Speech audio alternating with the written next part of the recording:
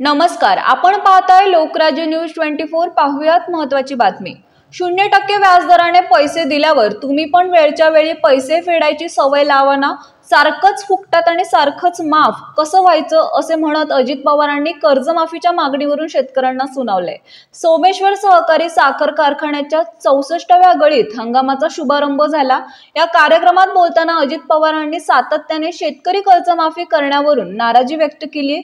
अजित पवार म्हणाले, खूप मोठ्या प्रमाणावर आम्ही सवलती देतोय, योजना देतोय, हे सगळं देताना 1 लाख कोटीपेक्षा जास्त रक्कम लागते।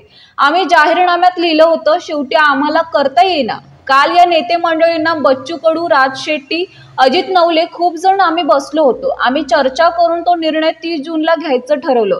किती एकरपर्यंत द्यायची ते आम्ही तुम्हाला एप्रिलपर्यंत सांगू, अशी माहिती त्यांनी दिली। तुम्ही पण 0% व्याजाने पैसे दिल्यावर वेळच्या वेळी पैसे फेडायची सवय लावा ना।